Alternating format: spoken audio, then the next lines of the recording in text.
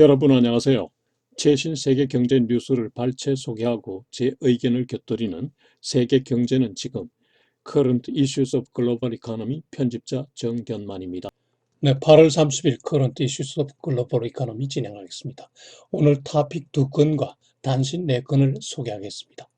오늘의 토픽은 미국 연준이 주요 정책을 변경하였는데 종전의 2% 물가 상승 목표를 평균 2% 물가 상승 목표제로 바꿈으로써 온건한 물가 상승을 상당 기간 인용하고 장기 저금리 체계를 유지할 수 있게 되었다는 CNBC 뉴스의 Powell announces new Fed approach to inflation that could keep rates lower for longer입니다. 두 번째 뉴스는 미국 전역의 300개 이상 중급 쇼핑몰이 입주 소매상들의 부도 급증으로 벼랑끝 경영난으로 몰리게 되었다는 블룸버그 통신의 Retail Bankruptcies will push mid-range malls over the edge입니다. 네, 오늘 단신 4건을 올렸는데요. 첫 번째 단신은 코로나 바이러스 8월 30일 현재 진전 상황입니다. 두 번째 단신은 모데나사와 파이저사가 개발하고 있는 코로나 바이러스 백신 후보 제품들이 극도의 낮은 온도를 요구하고 있기 때문에 그 보관과 보급에 큰 문제점을 제기하고 있다는 마켓워치사의 보도입니다. 세 번째 단신은 일본 아베 수상의 후임으로 그의 충실한 추종자인 요시히데 수가 관방장관이 유력하다는 로이터 통신의 보도입니다. 네 번째 단신은 다음 주 미국 금융시장의 주요 일정표가 되겠습니다. 네, 오늘의 토픽. Powell announces a new Fed approach to inflation that could keep rates lower for longer. CNBC 뉴스 보시죠. 미 연준의 제롬 파월 의장이 평균 물가 목표제 도입을 발표하였습니다. 새로 채택한 Average Inflation Targeting 평균 물가 목표제는 종전의 2% 물가 목표 스탠다드 2% 타겟팅보다는 온건하게 높은 물가 상승을 상당 기간 용인함으로써 장기간의 저금리를 유지할 수 있다는 게 되겠습니다. 그리고 고용시장과 관련해서는 하위소득 계층에 유리하도록 정책을 유지하겠다고 말하더군요. 즉 향후에 실업률이 하락해도 물가 상승률이 평균 2%를 넘지 않는 한 금리를 인상하지 않겠다는 뜻인데요.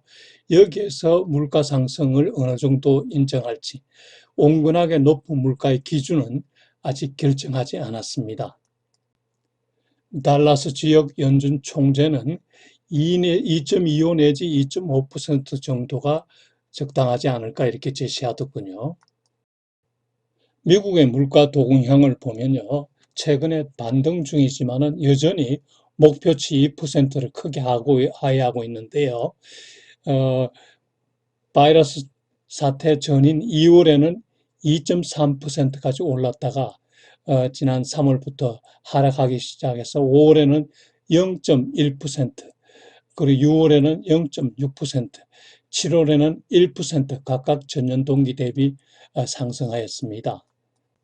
향후 물가 전망을 보면은 현재 7월 중에 10.2%의 고실업 상태이기 때문에 물가 상승 기대가 낮습니다. 그러나 이번에 페드가 평균 물가 상승 목표제를 도입함으로써 향후 물가 상승 기대가 좀 높아질 수 있게 된 거죠. 그리고 이번에 페드는 고용 상황 판단 관련 용어도 좀 바꾸었는데요. 좀 전에는 최대 고용 수준과의 이격을 보겠다고 했는데 이제는 최대 고용 수준 미달 상태에 대한 연준의 평가에 따르겠다고 이렇게 얘기하는군요. 파월 의장은 이를 통해서 다수 저소득 및 중간소득 계층에 유리하도록 할 수 있게 되었다 이렇게 얘기하네요. 활기찬 고용시장이 물가 상승 유발 없이 유지 가능하다는 생각을 바탕으로 깔고 있는 것인데 이 표현에 대해서 단지 말장난에 불과하다는 비판도 나오는군요. 페드의 정책 변화에 대한 시장 반응은 주식시장에서 호재로 작용했죠. 왜냐하면 제로 금리가 장기화할 수 있다는 기대를 가져줬기 때문이죠. 페드가 시장의 버블을 키우는 데 기여했다는 비판도 받을 수 있고, 한편으로는 코로나 바이러스 사태로 인한 경제 위기 극복을 위해서 버블 버스트의 위험도 감수하는 정책을 선택했다고 할 수 있겠죠.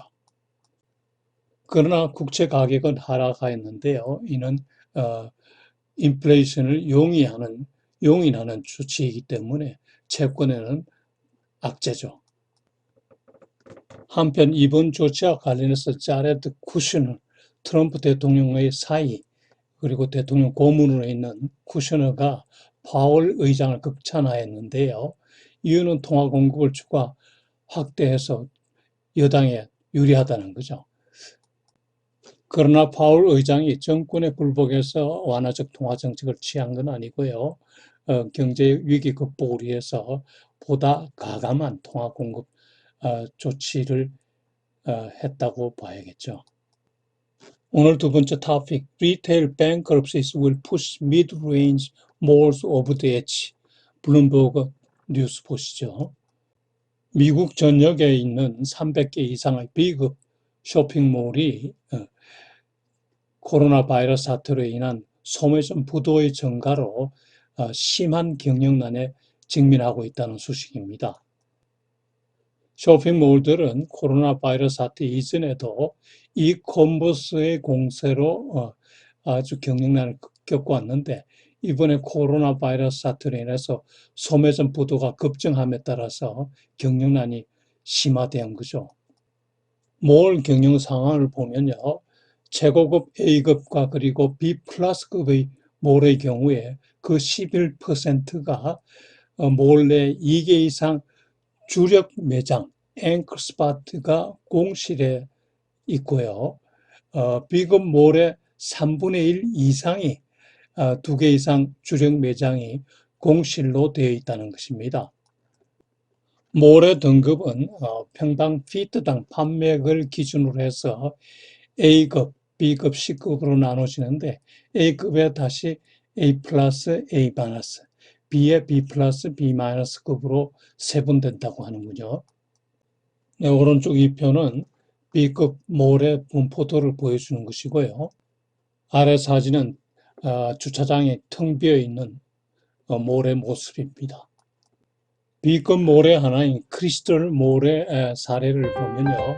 이 크리스털 몰은 코네티컷주에 있고 2층 쇼핑몰인데 소유주는 사이먼 프로퍼티 그룹이라고 하네요. 현 입주업체 수가 80개인데 그중에 폐업한 시어스 백화점 등은 제외한 숫자입니다. 그중에 주 매장 4개 중에 2개가 부도가 났고요. 백화점이 2곳인데 JC페니와 메이시입니다. 그리고 JC페니도 지난 5월에 파산을 신청했지만 영업은 계속하고 있다고 하네요. 그리고 7개 소매점이 파산 보호를 신청했는데 오른쪽 표의 빨간색 부분입니다. 그리고 현재 고전 중인 회사들이 노란색 부분으로 표시되어 있고, 그리고 현재 판매 부진으로 철수 예정인 기업은 빗금친 부분입니다. 그리고 현재 35개 점이 공실로 되어 있다고 하는군요. 까만 표시로 되어 있는 부분입니다. 나머지가 영업 중인 점포인데, 이 영업 중인 점포가 2013년에 3분의 1에 불과하다고 하네요. 과거 미국에 잠시 살 때 생필품을 구입하거나 또는 애들 놀이시설을 이용하기 위해서 몰을 일주일에 한두 번 갈 수밖에 없는데요. 당시 풍부한 물자, 높은 생활 수준을 보고 부러워했었죠. 그랬던 몰들의 경영이 이렇게 악화될 거라고는 상상을 못했죠. 향후 몰에 대한 전망을 보면요. 다수의 B급 몰들은 현재 주요 공실이 많을 경우에는 사라질 가능성이 높다고 하네요. 이유는 몰 분위기가 지금 자꾸 떨어진다는 거죠. 임대료도 인하되고, 그리고 이탈도 동화되고, 그래서 침체가 가속되는 거고, 그리고 또 소비자들은 소비자대로 온라인 구매가 증가하기 때문에 몰을 가지 않고 또 가게 되면 A급 몰만 찾게 된다는 거죠. 그리고 C급 몰의 경우 현재 공실이 많을 경우에는 살아남을 가능성이 희박하다고 하네요. 올해 폐점이 예상되는 소매점은요, 총 2만 5천 개에 이른다고 하네요. 대부분 몰에 소재하고 있고요. 이는 신기록이라고 합니다. 작년에 9,800개가 신기록이었는데 올해는 그 배가 넘는 신기록이 갱신되네요. 오른쪽 표는요, 몰 등급별 A, B, C 등급별로 주요 상점, 앵커 스팟의 그 공실 비율을 보여주는데요. C 등급으로 가면은 거의 대부분의 앵커 스팟은 공실로 되어 있죠. 몰들의 경영난이 심각함을 보여주는 표입니다. 최근 뉴스에 아마존사가 몰 내에 공실로 되어 있는 주요 핵심 거점을 자사의 배송 거점으로 사용하기 위해서 구입하겠다는 계획을 발표한 걸 보았는데요. 괜찮은 생각이라는 느낌이 드네요. 네, 다음 표는요. 작년 8월부터 올해 8월까지 미국 내 주요 25개 파산 보호 신청을 한 소매상 내역입니다. 올해 5월과 8월 중에 부도가 제일 많이 발생했군요. 소매상들의 부도 등 기업들이 어려움에 겪을 때 정부나 의회가 가만히 있었던 건 아니죠. 예를 들면은 페이첵 프로텍션 프로그램이라고 해서 지난 4월에 입법된 건데요. 지난 4월부터 6월까지 490만 개 중소기업에 대해서 5,210억 불, 우리 돈으로 600조 원 되는군요. 이 정도를 지원했죠. 조건은 고용 유지 또는 재고용 조건이고요. 만약에 이 돈이 대부분 임금으로 사용되었을 경우에는 대출을 탕감을 해주기로 하였습니다. 6월 말 현재로 한도가 다 소진되지 않고 1,320억 불이 남았는데 이를 소진시키기 위해서 8월 8일까지 연장을 시행했는데 그 상세한 추가 내용은 제가 확보를 못했습니다. 네, 첫 번째 단신, 오늘 현재 코로나 바이러스 진전 상황입니다. 세계 확진자 수가 오늘 현재로 2,482만 2,800명입니다. 지난주에 비해서 7.7% 증가하였는데요. 지지난주부터 증가율이 둔화되고 있네요. 전전주에 9.4에서 전주에 8.4, 그리고 금주에는 7.7% 증가한 것으로 나왔습니다. 그리고 사망자 수도 오늘 현재 83만 8,360명인데 전주에 비해서 4.7% 증가했는데 이도 전전주의 5.5%, 전주의 5.2%에 비해서 상당히 줄어든 숫자입니다. 그러나 증가율이 둔화된 것이지 감소세로 전환된 건 아니죠. 국가별로 보면은 미국의 증가수가 약간 둔화되었고요. 브라질과 인도는 지속 증가하고, 그리고 나라들 중에 페루, 콜롬비아, 스페인, 아르헨티나가 각각 순위가 상승하였습니다. 페루가 남아공을 앞질렀고, 콜롬비아가 멕시코를 앞질렀으며 스페인이 다시 증가하여 칠레를 앞질렀습니다. 그리고 아르헨티나가 이란을 앞질렀습니다. 최근 스페인 정부가 락다운을 강화했음에도 불구하고 스페인이 증가한 것은 새로운 신종 바이러스 출현 때문인지 아니면 여행객 증가 때문인지 궁금하군요. 두 번째 단신은요, 모데나사와 파이저사가 개발하고 있는 코로나 바이러스 백신이 두 개의 제품 모두 엄격한 저온 저장이 필요하다고 하는군요. 따라서 백신 보급과 저장 문제가 새로 제기되었다는 점입니다. 모데나사의 mRNA 백신은 화씨 -4도에서 저장이 필요하고요. 바이오테크와 파이저사의 공동 개발한 BN1162 그리고 BNT162b 등은 섭씨 -94도의 저장이 필요하다고 하네요. 이 정도의 저온 저장은 기존의 의약품 관리 체계로는 매우 어려운 저장 보급 여건이라고 하는군요. 따라서 대량 보급 접종에 한계가 있을 수밖에 없다고 지적하네요. 세 번째 단신은요, 차기 일본 수상으로 요시히데 수가 현 관방장관이 유력하다는 로이터 통신 보도입니다. 수가 요시히데는 1948년생이고요. 자수성가형 정치인인데 아베 수상의 충실한 부관 역할을 해왔다 하네요. 2012년에 아베 수상에서 장관에 임명되었고요. 작년 4월에 나루히토 일왕의 그 연호를 레이와로 지었을 때 그때 참여하고 이를 발표해서 상당히 부각되었다고 하는군요. 본인은 수상직을 원치 않는다고 말한 바 있으나 최근의 행태 및 자민당 내 지지 등으로 수상 가능성이 높다고 합니다. 요시히데가 일본 수상이 되기 위해서는 먼저 자민당수로 선출되어야 하는데 자민당은 9월 15일경에 투표를 할 거라고 하네요. 그리고 선출이 되면은 아베의 자녀 임기를 채우게 된다고 합니다. 그리고 아베가 추진해왔던 고강도 경기 부양 정책을 유지할 것이라고 하는군요. 네, 다음 주 미국 금융시장의 주요 이슈 살펴보죠.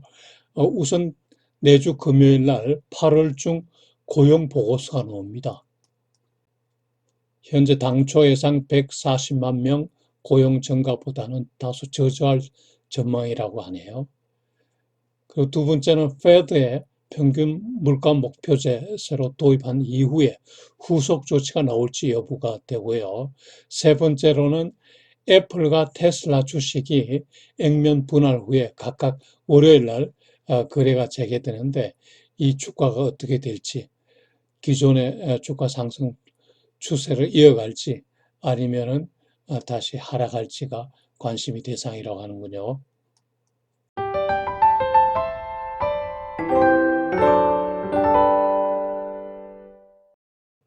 네, 오늘도 제 커런트 이슈스 오브 글로벌 이코노미를 예청해 주셔서 대단히 감사합니다.